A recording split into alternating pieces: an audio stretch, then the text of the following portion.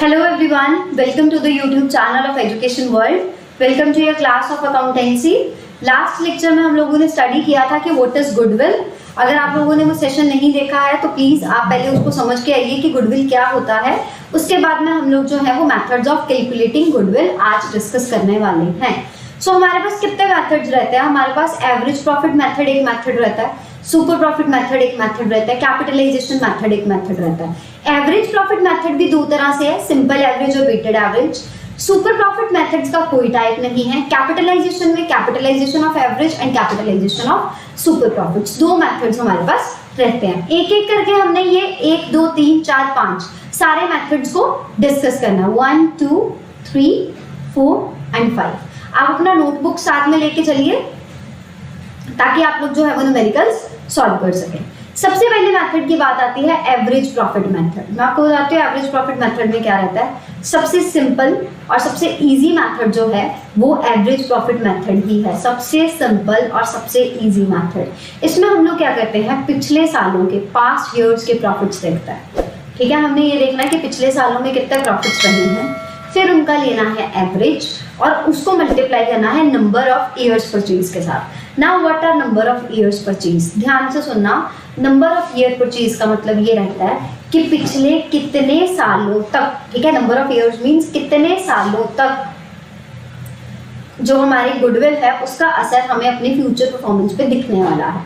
ठीक है, मतलब जो पिछले सालों के प्रॉफिट्स रहे हैं वो किस तरह से, या पिछले सालों में जो हमने गुडविल जनरेट करी है वो किस तरह से हमारे लिए बेनिफिशियल है फ्यूचर परफॉर्मेंस को एनहांस करने के लिए और अच्छे प्रॉफिट्स कमाने के लिए. वो था नंबर ऑफ ईयर्स. अब एवरेज प्रॉफिट्स हम क्यों लेते हैं? क्योंकि हमेशा ना कोई भी बायर होगा ना उसको ये रहेगा कि मैं फ्यूचर प्रॉफिट्स जो है वो एनालाइज करूँ किसी भी बिजनेस के, और वो हमेशा डिपेंड करता है. देखो अब आने वाले टाइम में स्टूडेंट के कितने मार्क्स आएंगे वो उसके लिए हम लोग ये भी देखते हैं आज उसके कितने मार्क्स आए, है ना. मतलब past becomes the base for the forecasting for future. तो आपकी जो परफॉर्मेंस रहती है, आपकी जो पिछली परफॉर्मेंस रहती है, हम उसके बेसिस पे फ्यूचर प्रॉफिट्स को डिस्कस करते हैं, फॉरकास्ट करते हैं. तो पास्ट प्रॉफिट से एक तरह का इंडिकेशन मिल जाता है ना, तो वो एवरेज प्रॉफिट्स के लिए यूज किया जाता है. अब हम बात करते हैं स्टेप्स की. पहला स्टेप रहता है कि आपको ना एडजस्टेबल प्रॉफिट्स निकालने पड़ता है. देखो सारे स्टेप्स में, सारे मेथड्स में जब भी आपको एडजस्टेड पास्ट प्रॉफिट्स निकालने होंगे तो आपके पास सिर्फ ये भी दो एडजस्टमेंट्स रहेंगी, items to be added, items to be deducted. यही एडजस्टमेंट्स रहेंगी सिर्फ. आइटम्स टू बी एडेड की बात करता है, जितने आपके नॉन रेकरिंग एक्सपेंडिचर या लॉसेस है ना, जो उसको हम इनडायरेक्ट कहते हैं, उसको आपने ऐड करना है. और जितने आपके नॉन रेकरिंग इनकम्स है ना उनको आपने सबट्रैक्ट करना है. ठीक है, अब नॉर्मल लॉस हो गया उसको आप ऐड करोगे, फिक्स्ड एसेट्स का लॉस हुआ ऐड करोगे, ओपनिंग स्टॉक की ओवर वैल्यूएशन ऐड करोगे, अंडर क्लोजिंग स्टॉक की अंडर वैल्यूएशन ऐड करोगे, नॉन रेकरिंग एक्सपेंसेस ऐड करोगे. अगर आपने कोई कैपिटल एक्सपेंडिचर है उसको रेवेन्यू एक्सपेंडिचर की तरह चार्ज कर दी तो आप वो भी ऐड करोगे.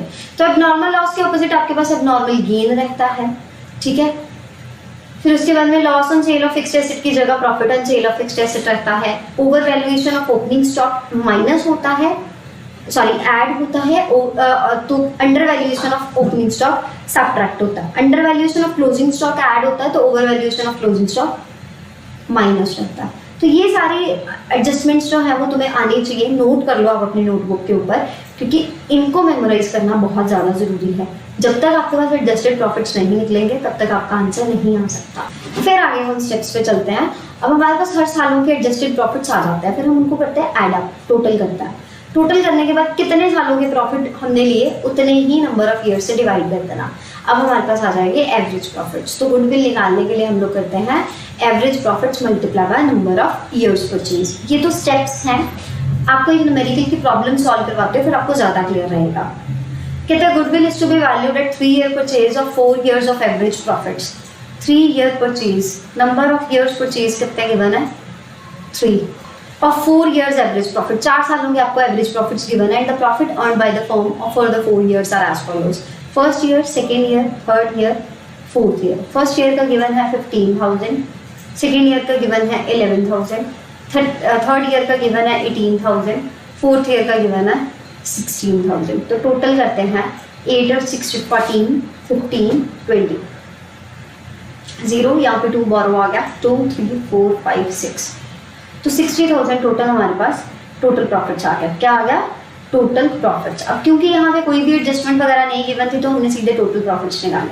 बाद में हमें अगर एवरेज प्रॉफिट्स निकालने हैं तो वो हम लोग किस तरह से निकालते हैं? एवरेज प्रॉफिट्स निकलते हैं टोटल प्रॉफिट्स जो कि 60,000 divided bye number of years. तो कितने ईयर्स है? 1 2 3 4, 4, तो 15,000 आपका एवरेज प्रॉफिट आ गया। अब यहाँ से गुडविल अगर आपने कैलकुलेट करनी है तो वो कैसे करनी है? 15,000 multiply by number of year purchase that is 3, तो 45,000 आपकी फॉर्म की गुडविल की वैल्यू है। तो इस तरह से हम एवरेज प्रॉफिट मेथड जो है वो कैलकुलेट करते हैं। नेक्स्ट आता है वेटेड एवरेज प्रॉफिट मेथड। अब ये एवरेज प्रॉफिट का ही मॉडिफाइड वर्जन है बेटा। ये कब यूज किया जाता है? ये बहुत बार क्वेश्चन एमसीक्यू में कवर किया जाता है या पूछा जाता है एग्जाम में कि वेटेड एवरेज प्रॉफिट मेथड जो है वो सिंपल एवरेज से क्यों ज़्यादा बेटर है। वो इसलिए है क्योंकि अगर आपके प्रॉफिट्स का इंक्रीजिंग ट्रेंड या फिर डिक्रीजिंग ट्रेंड है ना, तो आपको वेटेड एवरेज प्रॉफिट लगाना चाहिए। एक एक साल के प्रॉफिट के ऊपर एडिक्वेट वेट देके उसकी इंपॉर्टेंस को असाइन करना चाहिए, ऐसा होता है। स्टेप्स इसमें भी यही रहता है। सबसे पहले आप एडजस्टेड प्रॉफिट्स फाइंड आउट करते हो, फिर आप उन प्रॉफिट्स को वेट्स के साथ, वेट्स आपको गिवन होते हैं उनके साथ मल्टीप्लाई करते हो। प्रोडक्ट का टोटल मतलब प्रोडक्ट क्या रहेगा? आपका प्रॉफिट मल्टीप्लाई बाय वेट्स। ये जो आपने प्रॉफिट मल्टीप्लाई बाय वेट्स निकाले वो आपका प्रोडक्ट है, ठीक है, वो क्या है? प्रोडक्ट।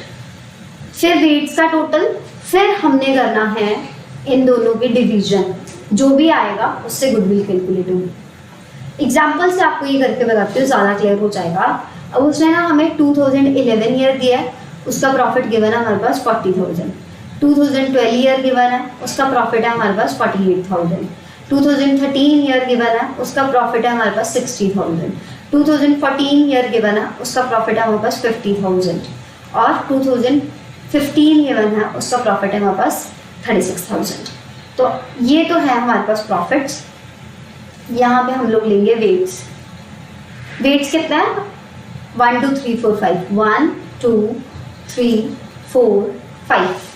तो weighted profits, weighted profits 40 multiply by 1 40,000, 48,000 multiply by 2 96,000, 60,000 multiply by 3 1,80,000, 50,000 multiply by 4 2 lakh, 36,000 multiply by 5 1,80,000। फिर हमने करना है इसका टोटल।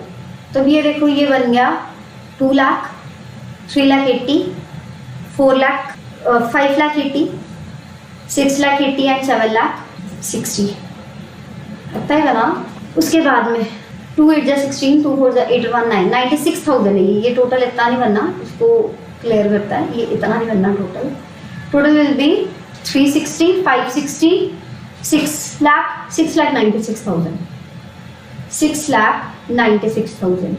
फिर हमने करना है वेट्स का टोटल। 5 4 9 3 12, 5 4 9 9 3 12 14 15।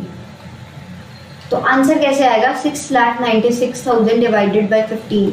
जो भी आपके पास वैल्यू आएगी, जो भी वैल्यू आएगी that will be multiplied by number of years purchase and on the basis of 3 year purchase तो multiply by 3 equals to goodwill. इस तरह से जो है वो वेटेड एवरेज का सम सॉल्व किया जाएगा। नेक्स्ट आता है super profits method. Super profit method में ये रहता है, देखो अगर एक फर्म नॉर्मल से भी ज़्यादा प्रॉफिट कमा रही है, नॉर्मली हर फर्म महीने में 20,000 कमा रही है, आप ही की फर्म है जो 50,000 कमा रही है, तो नॉर्मल प्रॉफिट सबका 20,000 है, आपकी फर्म का एक्चुअल प्रॉफिट 50,000 है, तो इसका मतलब आप 30,000 सुपर काम कर रहे हो, कुछ सुपर ही है जो आप कर रहे हो, है ना। So goodwill is calculated on the basis of the surplus profits earned by the firm in comparison to the average profits earned by the other firms. बाकी फर्म्स जो एवरेज प्रॉफिट अर्न करती हैं उनसे थोड़ा सा एक्स्ट्रा ऑर्डिनरी ही आप purchase करते हो या कमा रहे हो, वो सरप्लस प्रॉफिट्स होता है।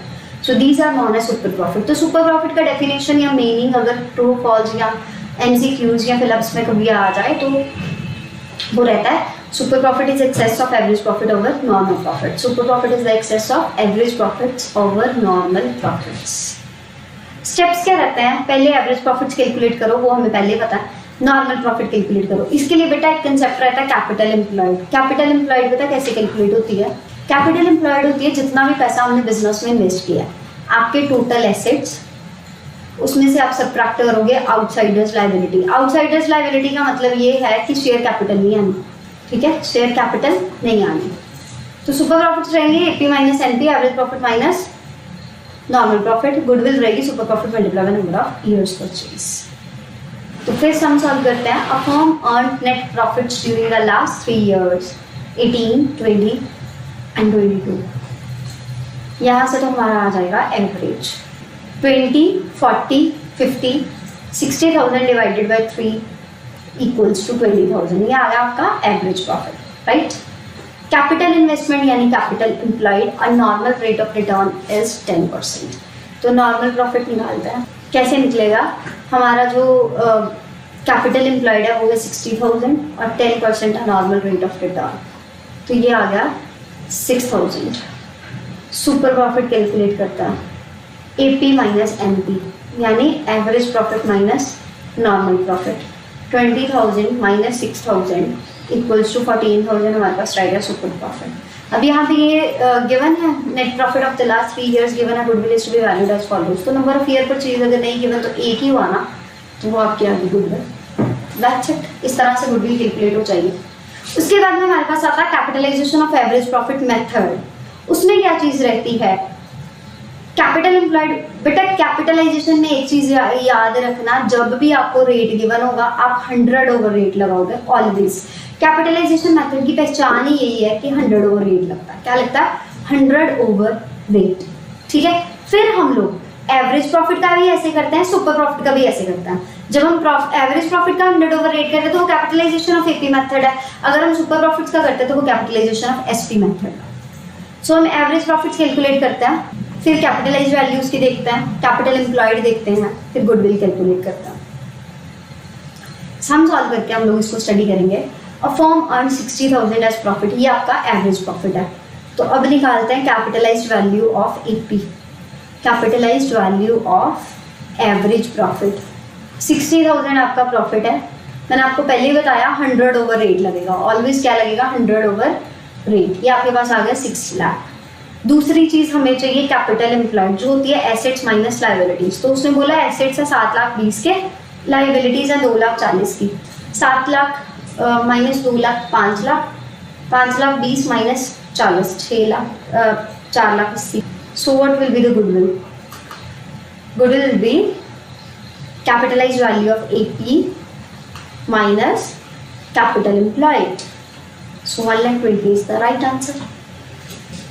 Next is capitalization of super profits. इसमें सुपर प्रॉफिट्स का फॉर्मूला हम सुपर प्रॉफिट्स कैलकुलेट करेंगे, मल्टीप्लाई करेंगे 100 से, डिवाइड करेंगे रेट से, हमारे पास आ जाएगी गुडविल। देखो कैपिटलाइजेशन ऑफ एवरेज प्रॉफिट्स में हम कैपिटलाइजेशन ऑफ एपी में से कैपिटल एम्प्लॉयड माइनस करते हैं, but capitalisation of super profits में हम लोग सीधा रेट लगाते हैं 100 ओवर रेट, तो हमारे पास गुडविल आ जाता है। तो वही बात है, कैपिटल एम्प्लॉयड पता होना जरूरी है, नॉर्मल प्रॉफिट पता होने जरूरी है, एवरेज प्रॉफिट पता होने जरूरी है, सुपर प्रॉफिट फिर हम कैलकुलेट कर लेंगे एपी माइनस एनपी करके और गुडविल आ जाएगा। एग्जांपल करता है, एवरेज प्रॉफिट हमें गिवन है 1,50,000, कैपिटल एम्प्लॉयड गिवन है, normal rate of return given है। अब एपी गिवन है 1,50,000, तो नॉर्मल प्रॉफिट्स निकाल लेते हैं कैपिटल एम्प्लॉयड का 10%, सुपर प्रॉफिट निकालेंगे AP minus NP, sorry AP minus NP, आ गया 1,40,000। अब हम करेंगे गुडविल की बात। तो गुडविल कैसे निकालेंगे? Super profit multiply bye 100 over rate, ठीक है। तो हमारे पास आ जाएगा 14 लाख। तो ये हमारा आंसर है, this will be our answer. अब हम लोग इसके बेसिस पे मल्टीपल चॉइस क्वेश्चंस करता है। कहता है weighted average method of calculating goodwill is used when profits are not equal. ऐसी बात नहीं है, when profit shows increasing and decreasing trend, this is the right answer, this is the right answer। जब fluctuate करता है तब भी नहीं होता, सिर्फ ये होता है इंक्रीजिंग ट्रेंड और डिक्रीजिंग ट्रेंड के केस में हम लोग इसको स्टडी करते हैं। फिर उसके बाद में under the capitalisation method the formula for calculating goodwill is super profit multiply rate of return. ऐसा नहीं होता, 100 ओवर रेट आता है, average profit multiply by rate of return, SP multiply 100 over rate होता है। और एपी में तो ये रहता है capitalised value minus capital employed, तो ये भी गलत है, ये भी गलत है। Average profit divided by rate, ये भी गलत है। Super profit divided by rate, ये एक तरह से डिवाइड ही हो रहा है, ये एक तरह से डिवाइड ही हो रहा है ना। अगर मैं कहूँ एसपी ओवर 10% रेट लगाओ तो ये होगा एसपी मल्टीप्लाई बाय 100, ऊपर चला जाएगा नीचे 10 आ जाएगा. So right answer is option C. The total capital employed in the company is 8 lakh. Average rate of return is 15%. Profit of the year is 10 lakh. Calculate the value of the goodwill. अब ये देखो हमारा total capital employed, normal profit निकालते हैं. Capitalisation method बोला ना उसने, capitalisation of AP करता है. कैपिटलाइजेशन ऑफ एपी कैसे? प्रॉफिट है 12 लाख का, multiply by 100 over 8, right.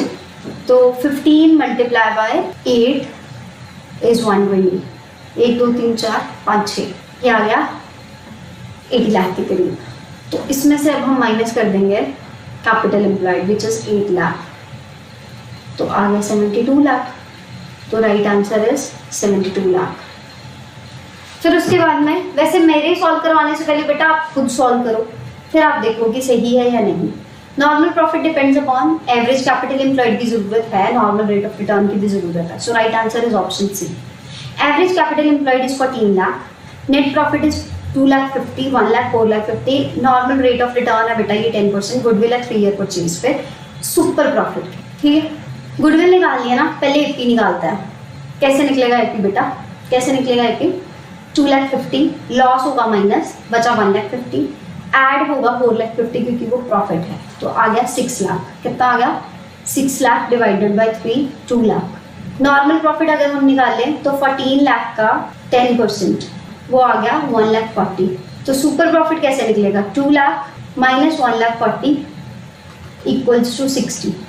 Multiply the number of year purchase, multiply by 1 lakh 80. तो राइट आंसर इज 1 लाख 80. तो ये था बेटा, हमने सारे मेथड्स किए, एक एक करके उनका एग्जाम्पल भी किया. बाद में हमने मल्टीपल चॉइस क्वेश्चंस भी किए. अगर आपको किसी न्यूमेरिकल में कोई डाउट रहता है तो आप Telegram channel education world commerce पे पूछ सकते हो उसको ज्वाइन करके. See you soon in the next lecture. Next lecture जो हमारा रहेगा वो change in profit sharing ratio का रहेगा. सो आई होप आपको आज का लेक्चर पसंद आया हो. Thank you so much.